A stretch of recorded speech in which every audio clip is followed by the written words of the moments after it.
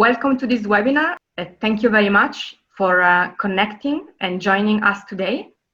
Today we will discuss on the economic impact of COVID-19 in ASEAN, and we will get perspective from 4 different ASEAN countries with a very distinguished group of speakers. I will introduce all speakers in a few minutes, but now it's time to start with the welcome remarks from ERIA Chief Operating Officer, Mr. Koji Achiyama. Achiyama-san, the floor is yours. Thank you. Distinguished speakers, Area Governing Board Chairperson and former Secretary of the Department of Trade and Industry, Philippines, and Area Governing Board member from Vietnam, President of Central Institute for Economic Management, Dr. Tran, Area Governing Board member from Singapore, Distinguished Fellow of RSIS, Ambassador Desker, and my colleague, Dr. Lili, Lead Advisor and Senior Economist of ERIA. Distinguished guests, ladies and gentlemen, I'm Koji Hachiyama, CEO of ERIA. Thank you for being with us today. Dear participants, welcome to the this ERIA webinar to discuss about the economic impact of COVID-19 in ASEAN, where we will share experience from 4 countries, the Philippines, Vietnam, Singapore, Indonesia, and from ASEAN more broadly. Since the beginning of the pandemic, at ERIA, we are developing analysis, research, and policy advice on the economic consequence of the pandemic and the possible measures that can be put in place for a quick economic recovery. We are delighted to discuss with you to enrich our points of view. As we all know, the COVID-19 pandemic has severely affected East and Southeast Asian economies through disruption to the flow of goods and services in the region's global value chains, and collapse in demand stemming from social distancing and lockdown measures. At the same time, the COVID-19 pandemic has triggered change in every economic and social aspect. Initiatives such as working from home using digital communication technology, the expansion and intensification of e-commerce, and a reduction of CO2 emissions, especially when mobility was restricted. Some of these changes are likely to modify the way we live and we work for a long time in the future. These changes will affect our economies and the societies and will contribute to shape the post-pandemic economic recovery in ASEAN. We are aiming to live and work under a new normal. As ERIA's research suggested that East Asia's supply chain are most resilient than other regions' supply chain, and could be a model for the rest of the world.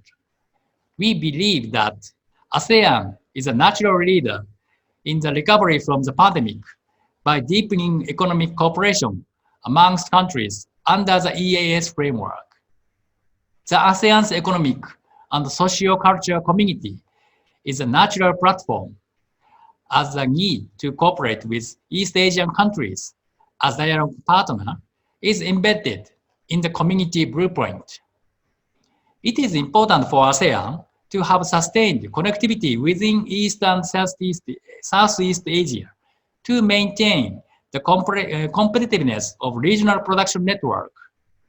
There is also an urgent need for workable mechanism to facilitate public-private partnership, as many countries are still in recovery mode after a huge stimulus package during the pandemic.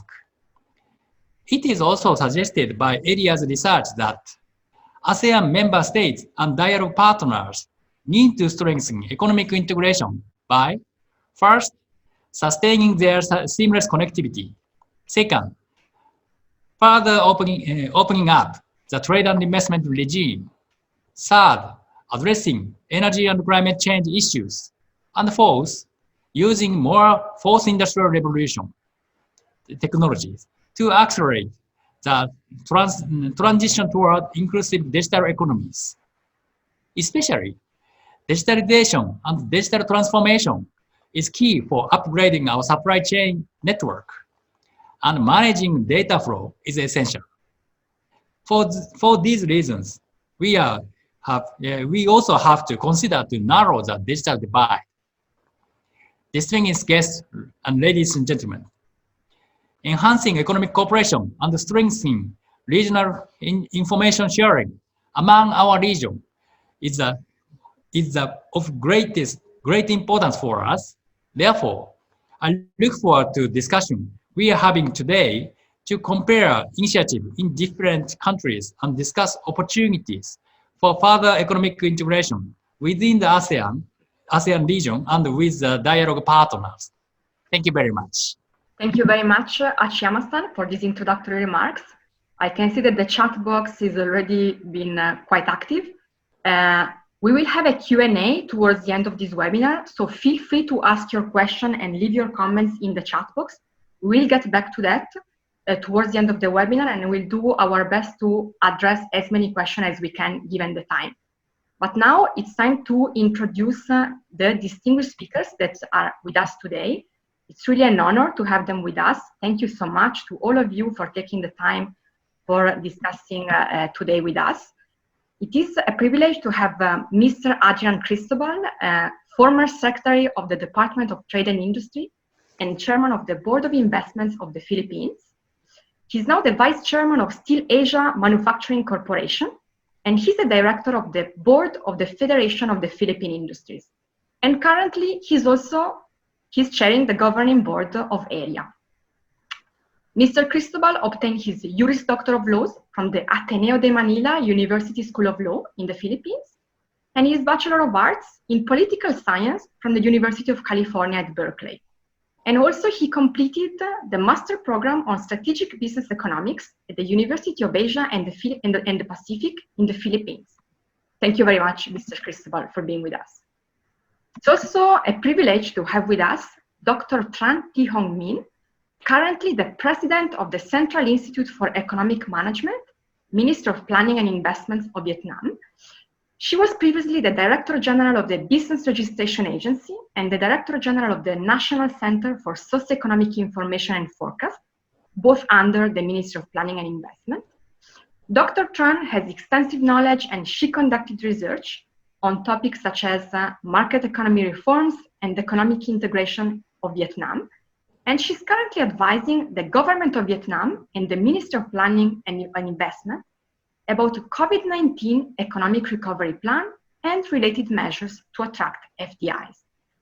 Dr. Tran has a master's degree on international economics and trade from Flinders University, Australia, and a PhD degree on world economy and international economic relations from the Vietnam Academy of Social Sciences.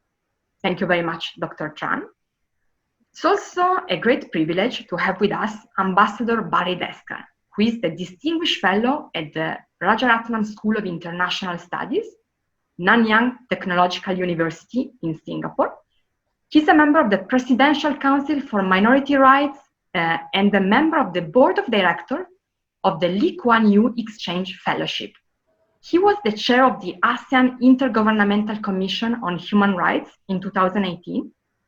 And previously, from 2000 to 2014, he was the director of the Institute of Defense and Strategic Studies. He was also the chief executive officer of the Singapore Trade Development Board from 1994 to 2000 and Singapore's ambassador to Indonesia from 1986 to 1993. Ambassador Desker was educated at the University of Singapore, University of London, and Cornell University, and he was awarded a honorary Doctor of Letters by the University of Warwick in 2012 and Doctor of Laws by the University of Exeter in 2013. Thank you very much, Ambassador Desker. And also our colleague from ERIA, Dr. Lily Yang Ing, who is a lead advisor and senior economist at ERIA. But before rejoining ERIA, she was appointed as lead advisor to the Minister of Trade of Indonesia from 2017 to 2019, and senior advisor on trade and investment at the President's Office of the Republic of Indonesia from 2015 to 2016. Dr. Lily has written several articles and edited books on topics such as trade and economic integration in East Asia, like the World Trade Evolution, East Asian integration, the Indonesian economy, and many more. She's a regular speaker at international fora such as the WTO or the East Asia Business and Investment Summit, and her commentaries and op-eds have frequently appeared in economic policy fora, including the East Asia Forum, the Diplomat, the Asianic Review, and the Jakarta Post. So because I have already reminded you about the chat box, we can now start with the first perspective, and I would invite Mr. Cristobal to take the floor and share remarks Philippines and ASEAN. Mr. Cristobal, the floor is yours. Well, good day to everyone, and our greeting our distinguished panel speakers. It's quite a privilege to be sharing the panel with you. The turn of events at the start of the second decade of the 21st century is a brutal reminder, I guess, for all of us of how fragile things can be. This global pandemic is also deeply humbling for individuals as well as nations. At least for a decade before COVID-19, ASEAN was touted as the fastest growing region in the world. It was the darling of emerging markets and a model for regional economic integration. Like other member states of ASEAN, the Philippines used that to attract foreign investments. We said that the Philippines was one of the fastest growing economies in the fastest growing region in the world. Then suddenly overnight, we are faced with a crisis like no other. No country, as you know, as everybody knows, has been spared from these disastrous effects of this global pandemic, though a handful have exceptionally done well in managing this crisis. For the Philippines, the social, economic, and political impact of COVID-19 will be felt for a long time. But for now, or the next 15 minutes, I would like to present and discuss the impact of COVID-19 on the Philippine economy. Now, two developments in the past 2 weeks in the Philippines are significant. I think they reveal the reality of the situation in the country after over 4 months of quarantine restrictions or some variant of a lockdown, which started on March 15th. First was the desperate plea of the country's health workers for the national government's intervention to stop the public health care system from breaking down. The country's health workers made an open plea for some breathing space, for a timeout, and for Mega Manila to revert to a strict lockdown. They wrote a letter to the Secretary of Health and to the chief implementer of the national task force created to address this virus. After 2 months of easing restrictions in the National Capital Region or Metro Manila and in the island of Luzon, where the infections are highest, the country's health workers were exhausted, burned out from working under difficult conditions, suffering from stress and anxiety. Hundreds have been infected by the virus, and many were giving up and resigning. So their plea was just to be given some breathing space.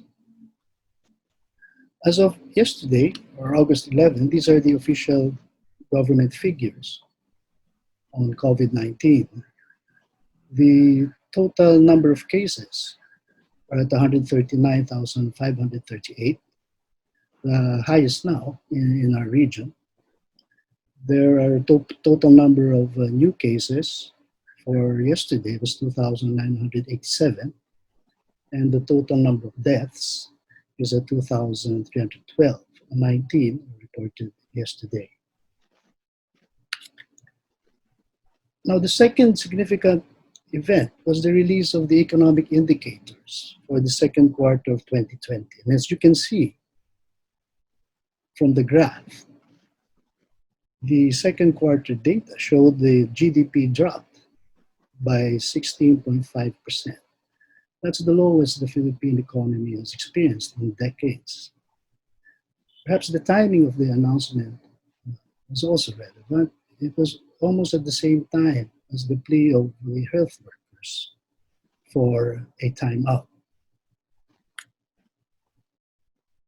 After at least 3 years of successive growth, averaging 6.5 or 6.7%, and even more than 3 years of that kind of growth, we see the sudden drop of the GDP. On the demand side, household consumption and investment both declined. For household consumption, as you can see from the table, it's dropped at negative 15.5%. Investments declined by 53.5%. And our trade figures also show exports going down at negative 37 and imports at negative 40. The government consumption, however, grew by 22%, which was reflective of the increased spending to support the people and the healthcare system. On the supply side, agriculture was the only sector that grew by 1.6%. You can see industry suffering a decline of 22.9%, and within industry, manufacturing took a heavy blow of 21.3%. And even services went down by about 15.8%. Even the remittances of our overseas foreign workers took a hit of about 19% in May. And about 115,000 workers had to be repatriated. By May, our employment rate hit a high of 17.7%, again, the highest we've had in 15 years. That translates to about 7.25 million jobless people. Now, when the government opened up the economy gradually in the middle of May, there were initial signs of recovery towards the end of June, though at a slower pace than what was anticipated. Nevertheless, there were some hopeful signs. In the manufacturing sector, for instance, the volume of production index showed a slower annual decline of 22.5%, coming from a 31.2 decrease in May and further in April, about 41%. And overall, manufacturing capacity reached 73% in June from April's 70%. We also saw some initial signs of recovery, even in exports, where the negative trajectory eased in June with a slower decline of about 19.9% from a 35.3% contraction. And we see the same signs with the imports. But now with another strict lockdown in effect, in response to the plea of the country's health workers, this pace of recovery will have to be pushed back further. Now, the government responded to the effects of the virus on the economy since April this year. And I'm using government slides this time. A total of 655 billion pesos have been allocated for emergency support for the poor and vulnerable groups, as well as for the healthcare system. These were the measures taken to provide the safety nets for about 18 million low-income households and 3.1 million workers.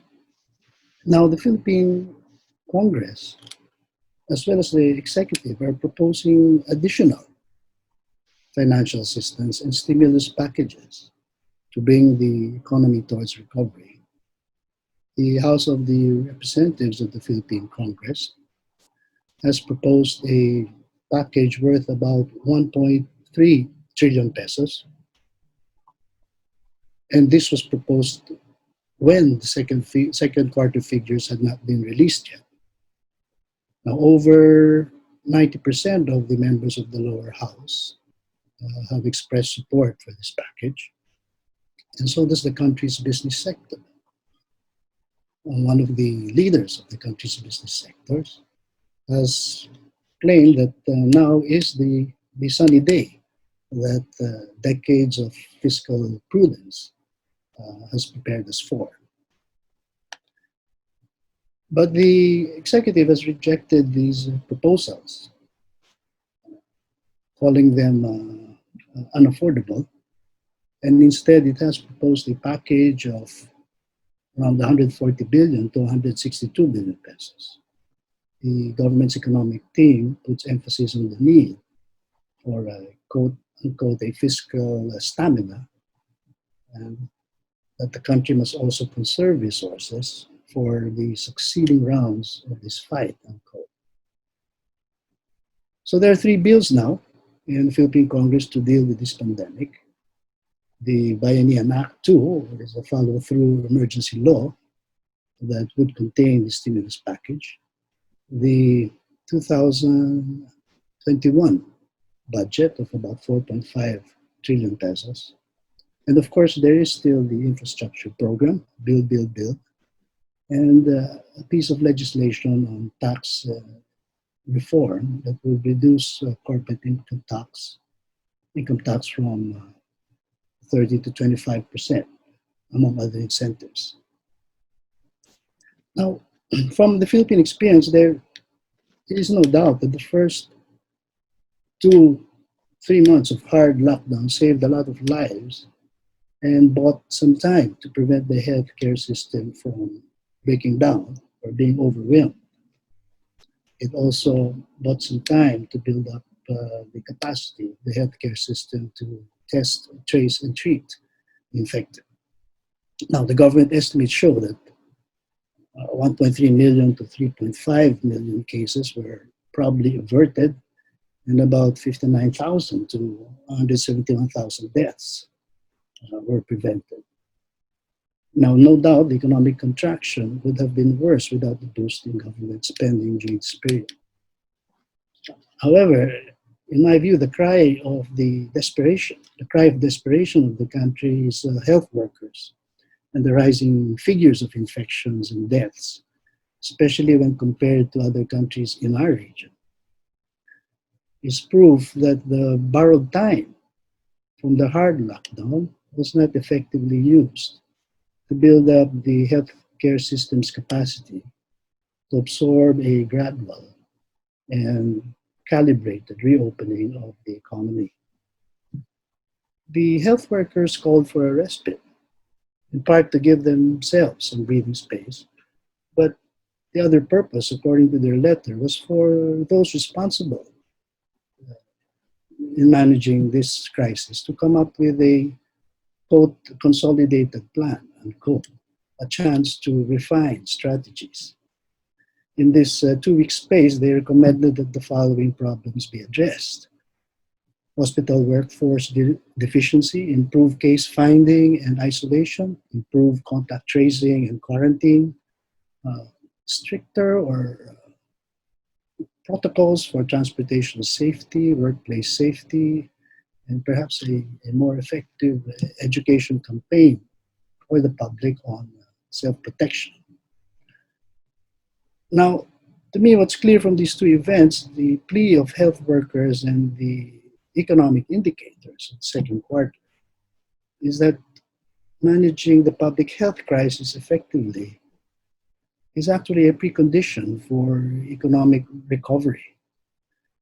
The choice is not really, as has been said many times, saving lives or saving jobs at all, neither is this a balancing act between the two.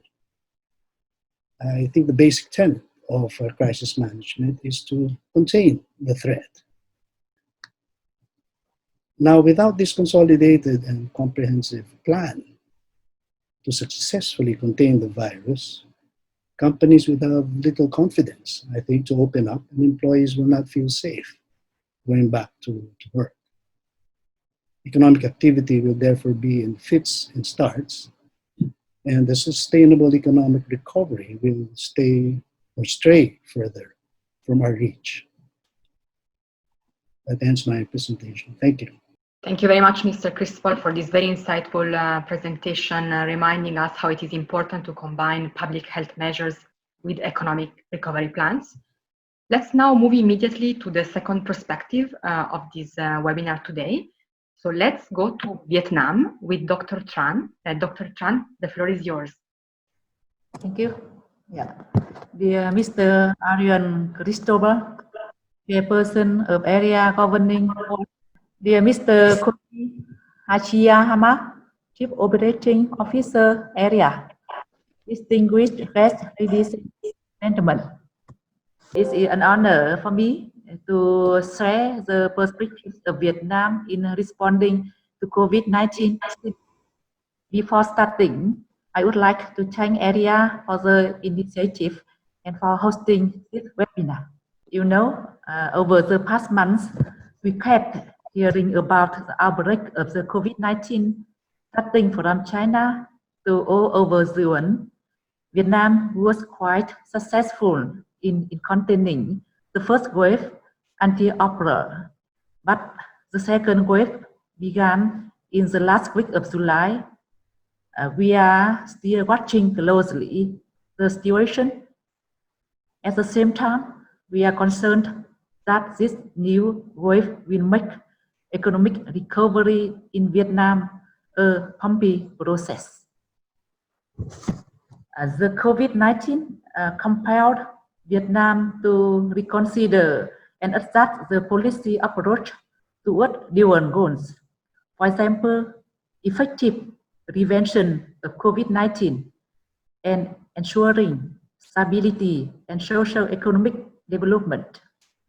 Accordingly, the government has various instructions for alleviating difficulties of production and business, ensuring social security in responses to COVID-19, including Directive 11 on 4th of March 2020, or Resolution 84 on 29th May 2020. Since the end of April 2020, studies to design economic recovery plan after COVID-19 have been promoted. A few observations could be made on the economic responses to COVID-19 so far. First, the policy makers of Vietnam remained calm, and the responses encouraged active consultation and high consensus of business community and its people. In particular, communication played important role in stabilizing market sentiment as well as sharing good business practices to cope with COVID-19. Second, the conduct of policies has been well organized, closely linked with updating and evaluating growth scenarios, paying special attention to the evolution of COVID-19. Third, policy space has been retained to cope with the future scenarios. This comes from my institute, CIM, analysis and advice to the Vietnam government.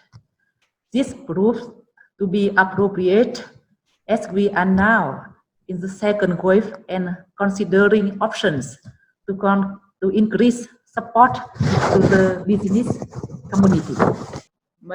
We all know the COVID-19 pandemic has disrupted economic activities in Vietnam, especially in tourism, trade, retailing, transport, and so on. Vietnam's economy started to suffer from COVID-19 in February 2020, and the consequence got more serious in the second quarter. We started to see slower GDP growth, a modest positive export growth in the first 6 months of 2020. Meanwhile, registered capital of FDI process also decreased more rapidly in Vietnam. However, the statistics so far fail to fully capture the impact of the COVID-19 pandemic. It is because the months so far were still too short for full realization of impacts. At the same time, some support measures in terms of interest rate reduction, deferral of tax payment reduced difficulties for the businesses. From our analysis, Vietnam may have some new opportunities in the new normal context. First, the COVID-19 accelerates partnership of the global supply chains, accompanied by the inflows of FDI for various countries, including Vietnam. Relatively effective responses during the COVID-19 strengthened the confidence of foreign investors in Vietnam's business environment. For instance, the implementation of EV FTA and expanded ratification of EV ABA by EU members may benefit EU investors who are considering moving investment out of China to Vietnam.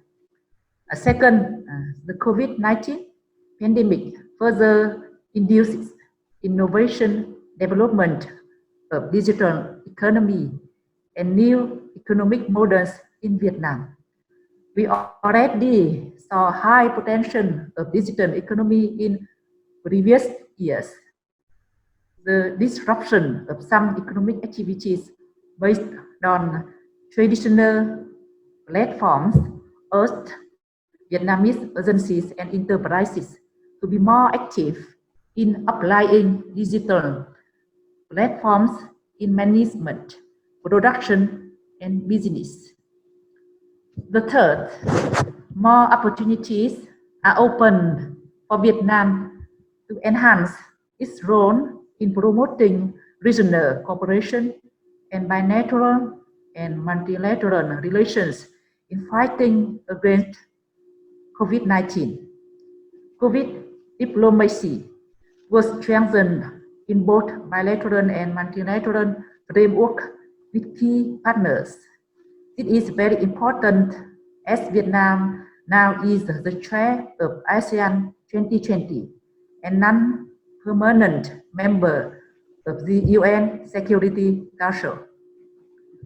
But we do face ample challenges as many countries.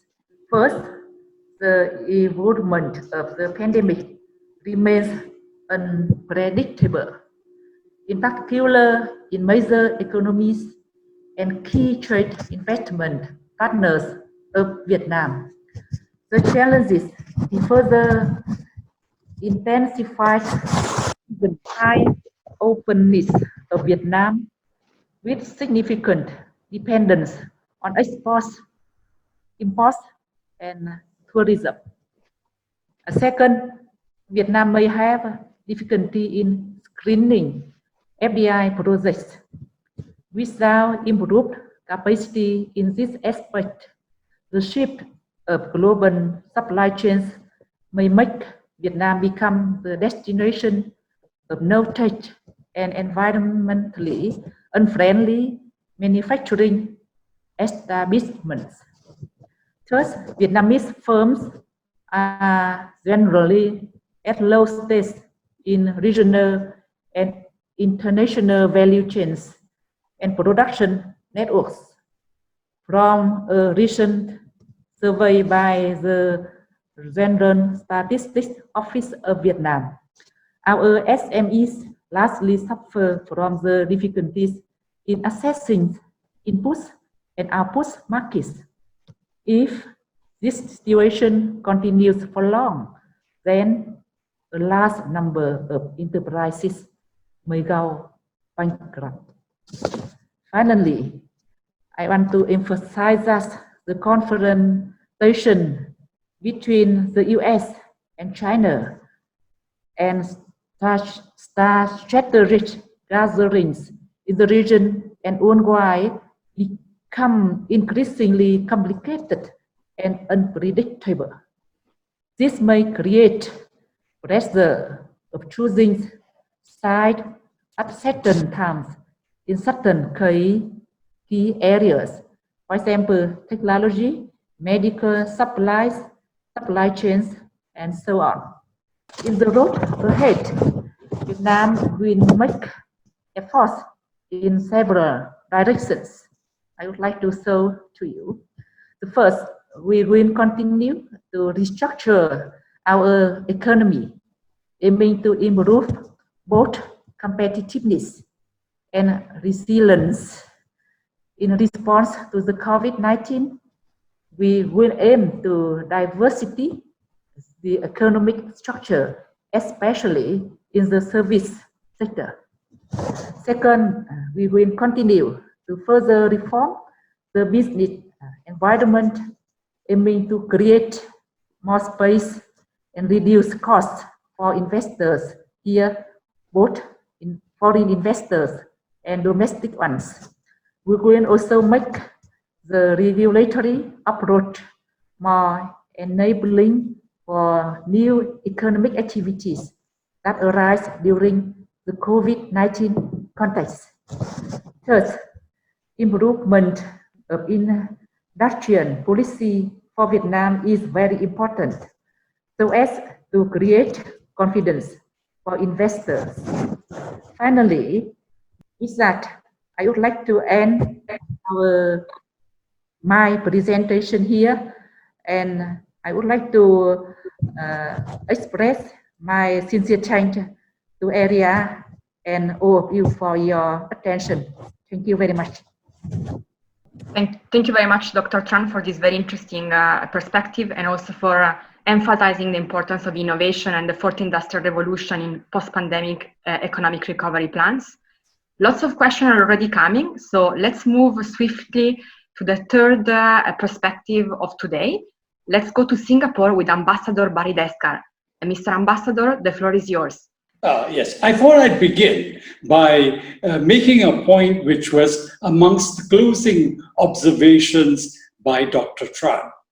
She highlighted the changes in the global geopolitical environment.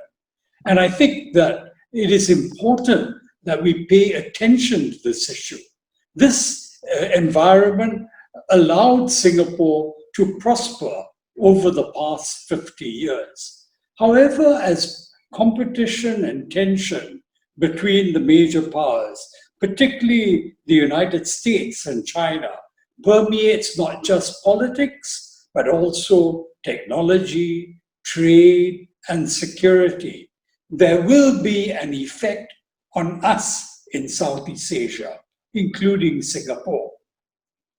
A second area that I wanted to highlight is that as a result of COVID-19, global companies are reorganizing their production and supply chains. They are reviewing the need for regional headquarters. They're even making decisions on shifting their factories. Many are moving from a focus on efficiency and just-in-time manufacturing with distributed manufacturing in East Asia to looking at issues such as resilience or just in case. So what we are more likely to see over the decade ahead is that for some manufacturers, this would probably mean a China plus one strategy with an active focus on ASEAN.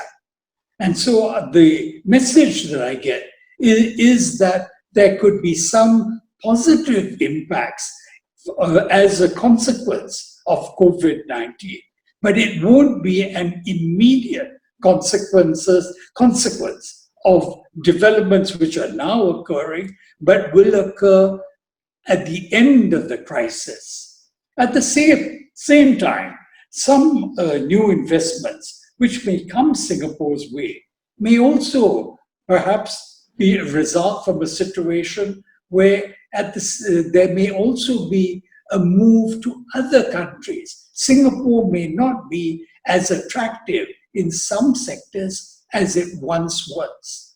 This requires, therefore, an ability to adapt, to change, to meet the new environment which is emerging. We're also having, thirdly, a situation where jobs have changed.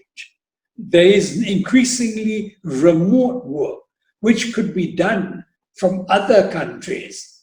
This means that jobs which were done in Singapore, or for that matter, in other countries in ASEAN, could migrate elsewhere. Policymakers need to begin to think about such issues, particularly as those most likely to be affected would be professionals, managers, executives, and technicians, whose jobs could be done virtually or through artificial intelligence or automation. Fourthly, for the immediate future, the next 2 to 3 years, the shrinking economic pie will produce more social fractures between those who have more and those who have less. As we can see, the workers in essential jobs as a result of COVID-19 are often those who have received the least from their own societies. It could also mean increased conflicts between foreigners in our countries and locals, as well as between citizens and those who are temporary migrants. Even as there are these calls for more protectionism, greater redistribution, it will be important that we recognize that we cannot live in isolation. We are not islands separated from the world. What happens elsewhere will have an impact on us, the countries in ASEAN. I thought that I'd like to introduce these 4 points before coming to a more specific discussion of Singapore. The policy outlook for Singapore is negative for the immediate future. The latest assessment is that the GDP of Singapore will be declined by between 5 to 7% this year, a reversal of the pre-COVID forecast of 0.6% growth, which was already modest due to the ongoing US-China trade tensions, as well as global economic uncertainties. In the second quarter, there was a 13.2% contraction versus a 12.6% contraction which was forecast. We are heading into the worst recession in Singapore over the past 55 years. We have never faced such a situation since independence in 1965. Certain sectors have been badly affected, including wholesale and retail trade, the hospitality sector, food and beverage services, as well as private consumption, as consumers scale back on non-essential goods and services. We have seen a collapse of the aviation services sector as well as tourism. However, there are sectors with improved revised growth forecasts. Manufacturing is expected to grow by 2.2%, while the finance and insurance sector will grow by about 3%. Jobs in these sectors will be more secure than in other sectors.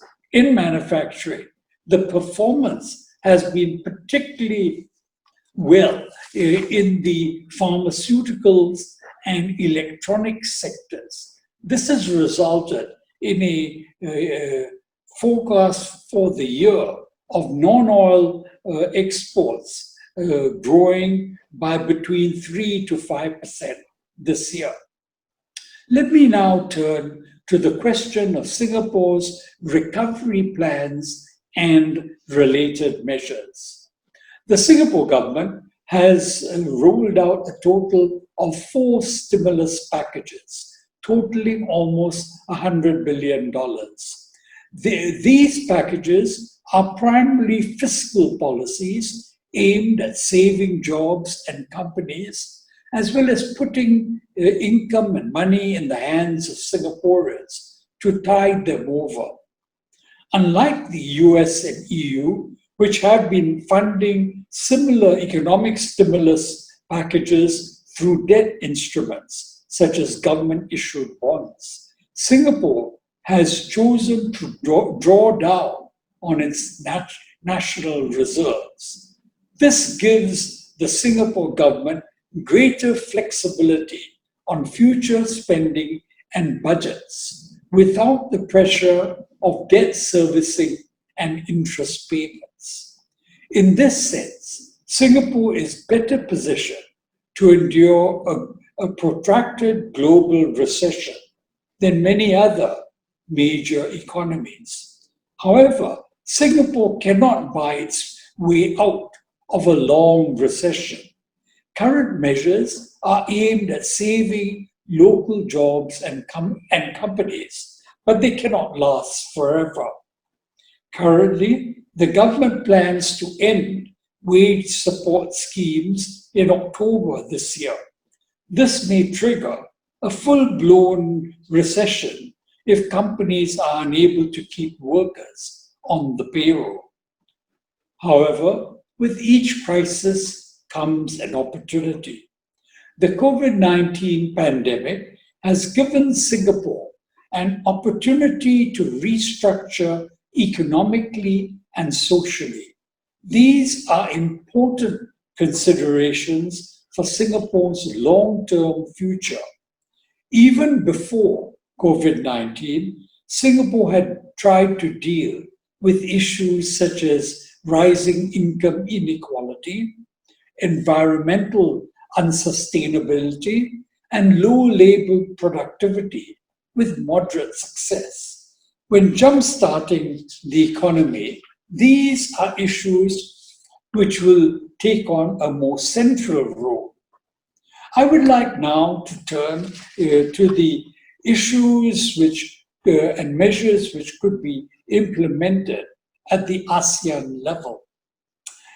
I would argue that as a result of the policies required during COVID, we have engaged in trade distorting measures, and this could create some difficulties as we move ahead. In the post-COVID world, we are likely to witness new forms of protectionism. Governments will feel tempted to boost their economies. They may roll out new instruments, for example, to subsidize their industries and businesses. So the ASEAN governments should develop rules that are targeted against these new types of protectionist policies. We should also look at how we can assist small and medium enterprises, which are the ones who have been suffering most from the pandemic. One way of doing so is to see how they can be plugged into the global economy via digital platforms to enable them to reach more suppliers and markets. What ASEAN can do is speed up the implementation of rules that would facilitate the global economy. A priority should be given to implementing, among others, the 2016 ASEAN Personal Data Protection Framework and the 2018 Digital Data Governance Framework. Beyond that, we should look at how we could work with countries beyond ASEAN. ASEAN needs to move ahead on RCEP. We should sign and ratify RCEP. There is no need to wait for India to join.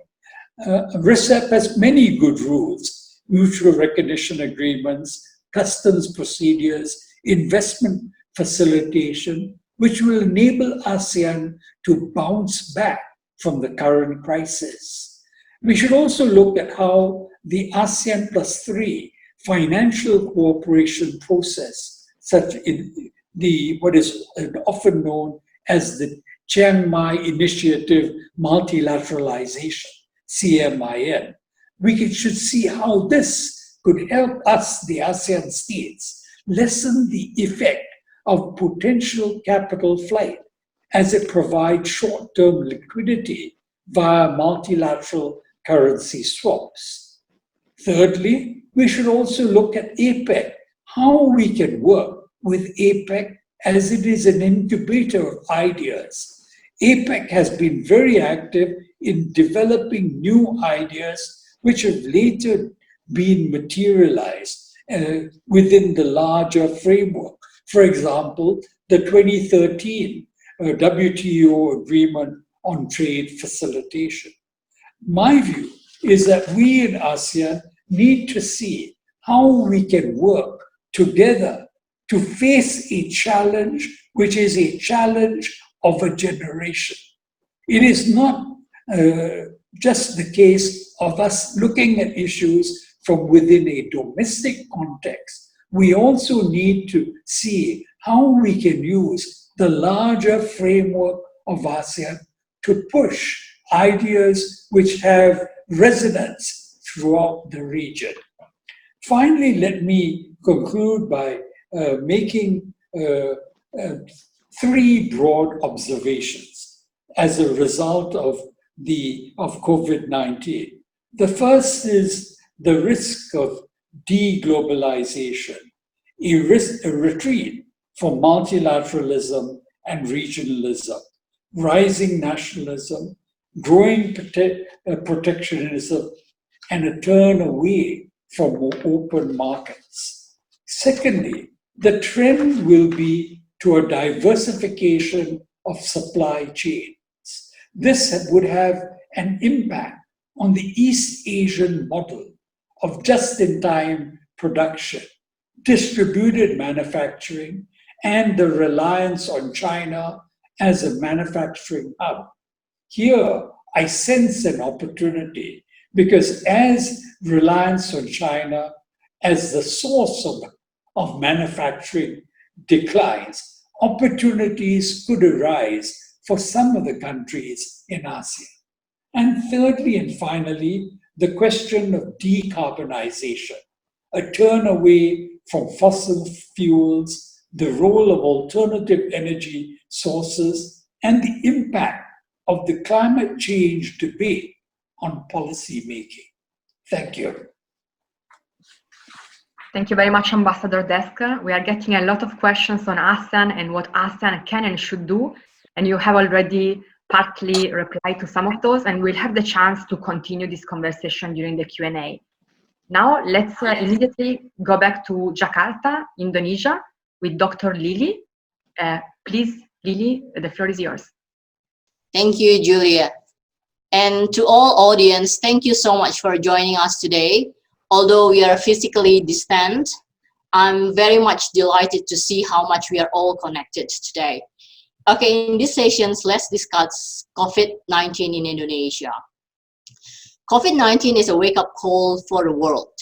The pandemic has brought the worst economic impacts after the World War II.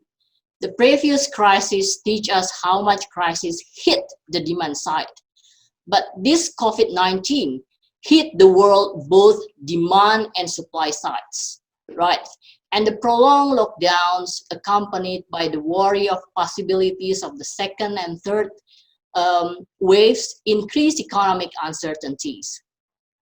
While Eastern countries seems much more well prepared compared to our Western peers in terms of handling the affected persons, the tasks, and mitigating the economic impacts of it, there is no doubt that the poorest countries and the poorest populations will be hit the most of this pandemic.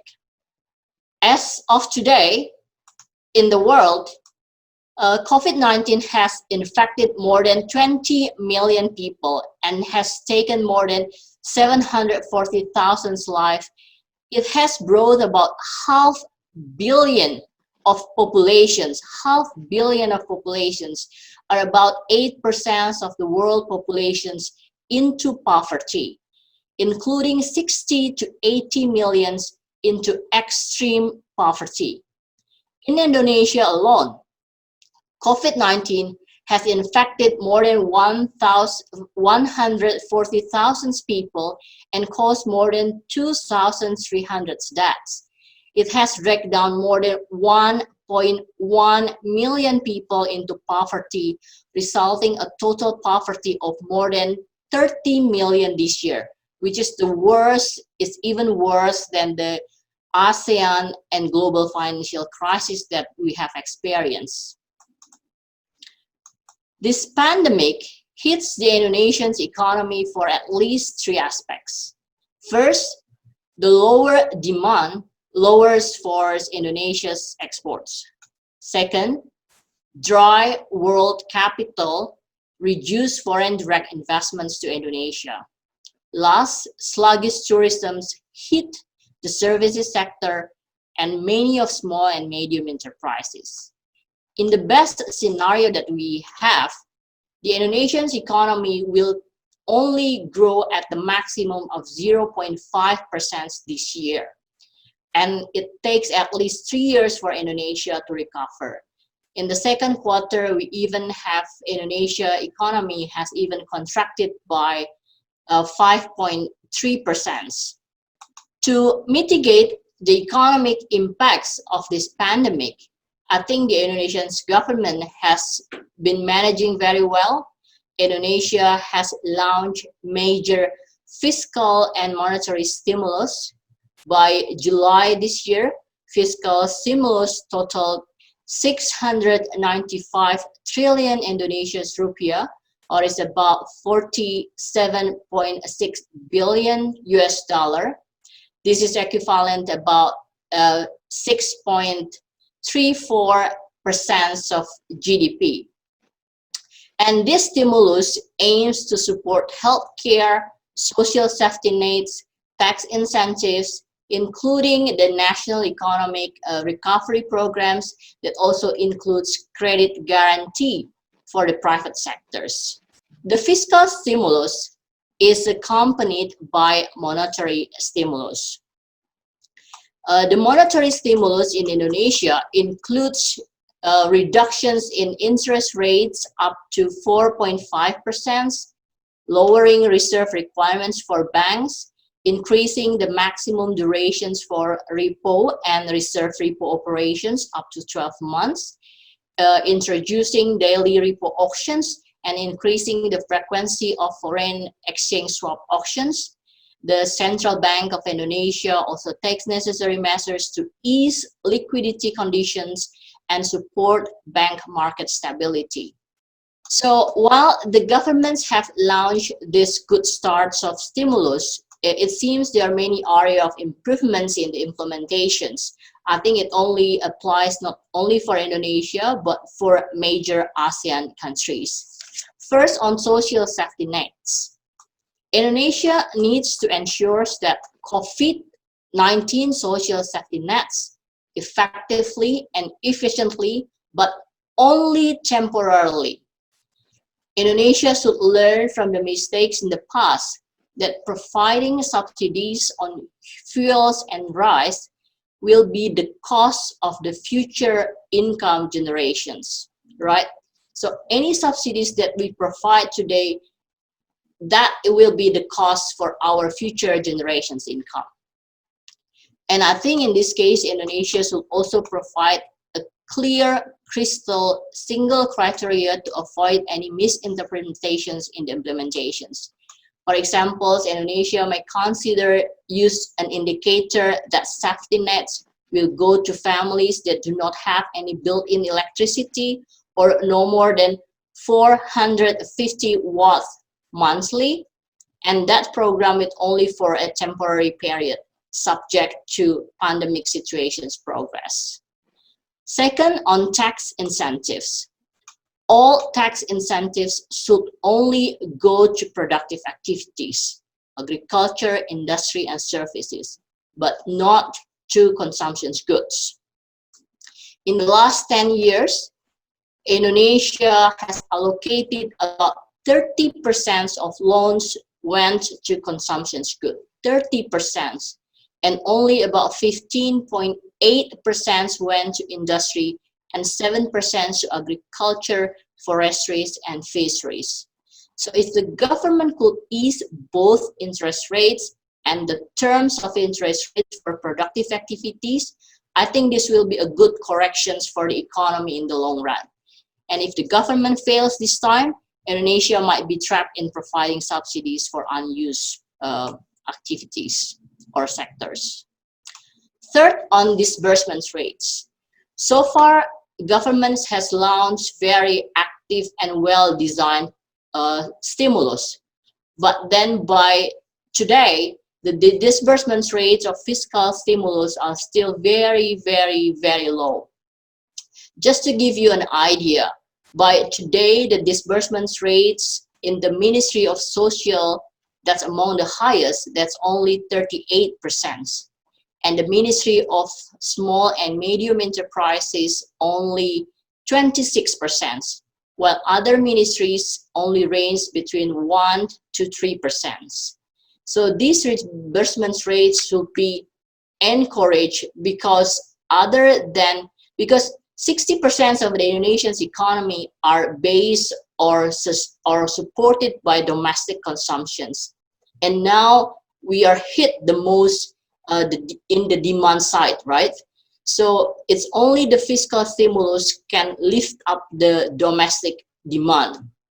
So we really need to work on how to accelerate the disbursement rates of fiscal stimulus. The last but the most important thing, I think, is a post-COVID strategy. I learned that Singapore and Vietnam, they both have a very good, clear post-COVID strategy, but I hardly see Indonesia in this case, particularly on trade and investment strategy. So all in all, if I may conclude, I think Indonesia and overall ASEAN countries have been managing relatively well so far, but we need to pay more attention to the implementations and the post-COVID strategy. The bottom line is that any stimulus packages or any social support should be accompanied by a well-prepared list of targeted beneficiaries and well-designed monitoring and evaluation systems to ensure that these programs are purely social and not political. Thank you. Thank you very much, Lily. Clear points, very effective, very much on time. So now we can start addressing some of the questions we got, and I would like to thank participants for being so active throughout the chat box. We got a lot of questions about the role of ASEAN. And because, perhaps this is something we could devote a little bit of time on, I would like to ask to all speakers to share with us remarks about what ASEAN can do now, I mean, to tackle the continuous emergency, but also in the future to avoid similar shocks? And also, what do you think the current crisis, in what way is affecting the process of economic integration within ASEAN? To change a little bit the order of speakers, perhaps we could start with Dr. Tran. Can you please share briefly some remarks about the questions on ASEAN that I have just mentioned? Dr. Tran, the floor is yours. Thank you. At present, I think ASEAN countries have a lot of things to do. But in my opinion, we have to focus on how to share, how to cooperate in investment attraction. Yeah, because we know the need to remain open. I think increasing integration is very important. The past year of economic integration and benefit on a regional economy are important. However, deepening economic integration, in my opinion, is not enough. We need to build capacity for integrating, for mitigating development challenges, including new disease. ASEAN countries should not think about competing for FDI. Instead, we need to deepen our cooperation in attracting FDI. It means cooperation, not we have to strengthen our cooperation in attracting FDI. In my opinion, we need a harmonized and open approach to investment. We also need to increase experience sharing in dealing with the pandemic and related issues. Finally, in my opinion, we still need to increase our capacity for economic analysis and forecast in the context of more uncertainty, especially in the COVID-19. Yeah, it's my opinion about the things ASEAN countries need to do first in this situation. It is a cooperation in investment attracting. Thank you.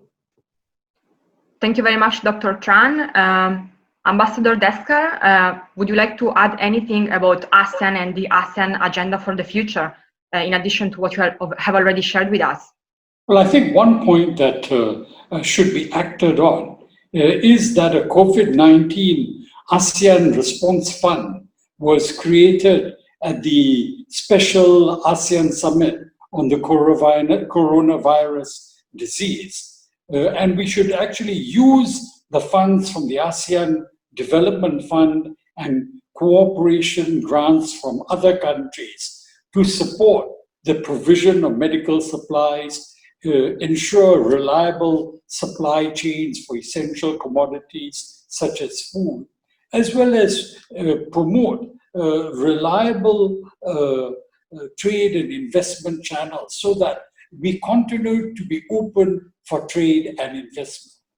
But aside from that, I think an important issue which arises from this crisis is that greater attention needs to be paid to society as a whole. ASEAN has succeeded very well in terms of economic cooperation. Today, the challenge that we face is ensuring that ASEAN's message spreads into the communities in ASEAN countries. ASEAN has too often been just an elite-centered process. Thank you. Thank you very much. Dr. Lily, what would you like to share with us? I think we all agree that health and economy is not a trade-off, right? So first things first, I think we should ensure the health in the health sectors. Ministers, leaders should provide assurance to all societies on the availability of health and food products at affordable prices and at stable prices, right? And the pragmatic solutions, I think this will also include increasing wages to health workers, doctors, nurses, teachers, farmers, and those people involved in the health sectors as well as agricultural sectors. Second, I think on trade, we should encourage counter trade arrangements. This gonna reduce the denominations and fluctuations of exchange rates, and this will smoothen the process of transactions in ASEAN countries. Third, I think ASEAN, I agree with Ambassador Dasker in the sense that ASEAN should take all necessary measures to simplify all export-import procedures as well as investments facilitations. Because we have a very good agenda so far, but the implementations, I think we really need a bold reform to realize these simplifying procedures. Thank you. Thank you, Lily. Now back to our governing board chair, Mr. Cristobal. I agree with all of the comments mentioned by our distinguished panelists.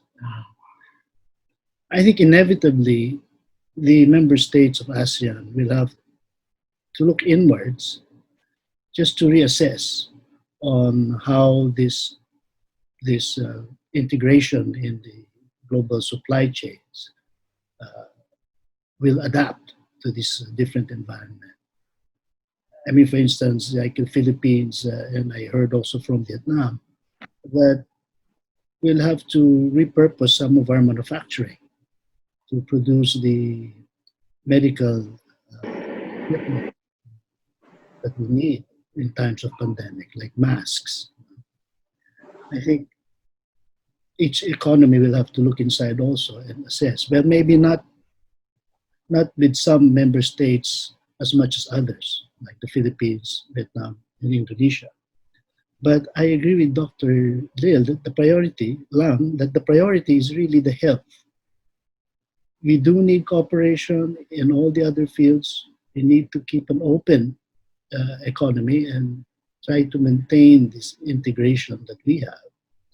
But the priority is really health and the health of our people and our society. So how to handle another pandemic or how to address the current pandemic in a coordinated manner in future situations of this kind should take priority among ASEAN member states. Thank you very much. We will get back to ASEAN in a minute, but there is another interesting question that is somehow linked to what Dr. Lily was saying before, that is the low disbursement rate in some countries. And the question was specifically about the Philippines and Indonesia. So we'll address this question first to Dr. Lily and Mr. Cristobal, and then I will ask Ambassador Dasker and Dr. Tran if they want to comment. So how do you think digital technologies can help to improve this disbursement rate? In the Philippines, for instance, Mr. Cristobal? Oh, I fully agree with that proposal, with that concept. I mean, especially in the Philippines, where we have a very high rate of the population using mobile phones. A digital transformation of how to disperse directly through GCash or other means where the benefits can reach directly the intended target beneficiaries would really be effective in times like this. We are experiencing the same difficulty as Indonesia, where you have substantial sums allocated as social assistance, not reaching the ultimate targets of these programs. Thank you. And Dr. Lily, what can you tell us about disbursement rates and digital technologies in Indonesia? Yes, I think I agree. I think the digital trade will help, the digitalizations, the digital economy, technology will help a lot in terms of disbursements. But again, I think in the case of Indonesia, I wish the government have a more clear on the targeted people and then use a single indicators, because most of the time if the government use double or multiple indicators, they're gonna create uncertainties in the implementations. So if the government can stick on one single criteria, who are the targeted beneficiaries, that will help a lot in terms of disbursements. Thank you. Thank you. Ambassador Deska and Dr. Tran, do you want to add, Dr. Tran, do you want to add any comment on the case, in the case of Vietnam? Yeah, okay, thank you for your information from Indonesia about the support of the government to enterprises, community and the people who are affected by the COVID-19. From our Vietnamese perspective, we really care about the support to the vulnerable groups. If you want to support them, you have to do it as fast as possible. Otherwise, your support will have not much meaning. And a small amount can still be important if it is timely. It is timely. Yeah. If too late, it doesn't. It will have a very little meaningful for the people. In Vietnam, in the COVID-19 context, the government, our government also had a lot of policies to support enterprises, community, and the people who are vulnerable with the COVID-19. And many people received the support from the government very timely, and it helped them a lot in surviving in the context of COVID-19 and reduce their difficulties. But still have a lot of people still difficult to approach the support of the government. And our government also in the same time with issuing the policy to support people, but also to review how the government policy goes to the into the life, and we try to recover, try to see what is the weakness point to prevent people to access the support of the government, and due to applying this way the support of the government to the people so far, I think is very successful and help the people a lot in coping with the COVID-19. And in the next time when the second wave of COVID-19 comes in Vietnam, the government will focus on how to help the people and help enterprises to overcome these challenges. I think the experience and the facts from our colleagues in Indonesia also very good. It's a very good example for us to do in the next time. Thank you. Thank you very much. Earlier we got another very interesting question that continues the conversation on ASEAN. That was about what are the unique features of ASEAN, unique challenges, but also unique opportunities for the region during the pandemic, but also in the post-pandemic recovery phase. Ambassador Deska, what do you think about this unique characteristic of ASEAN?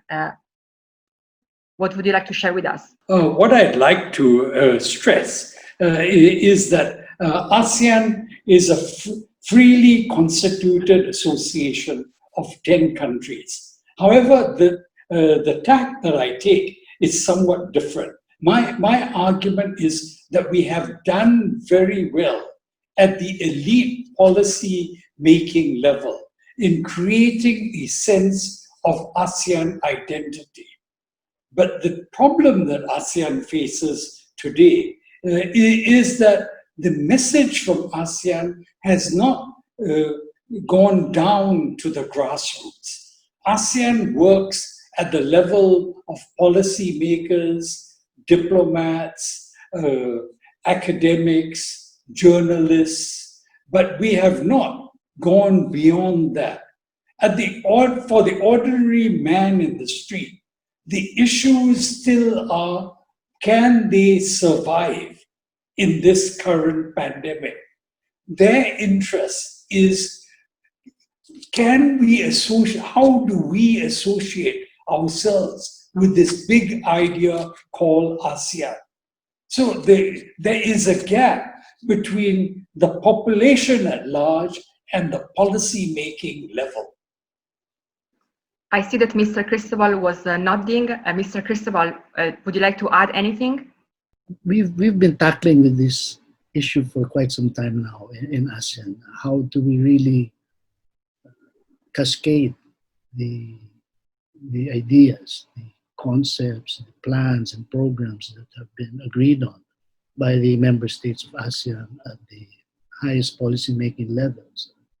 So that's always been a challenge. How do we get this to ordinary people, to people within ASEAN to feel like eventually they're ASEAN citizens, perhaps ASEAN residents in the future? So I agree with the ambassador on that. Thank you very much. Dr. Tran, anything you want to add on unique characteristic of ASEAN during the pandemic and in the post-pandemic recovery phase? Yeah, for ASEAN countries in this COVID-19, I think we are very united community for ASEAN. And as you mentioned about the applying of technology, digital technology in the COVID-19 measures. In Vietnam, I just to add our experience that we use a lot of digital technologies in supporting the people. For example, we use digital technology in the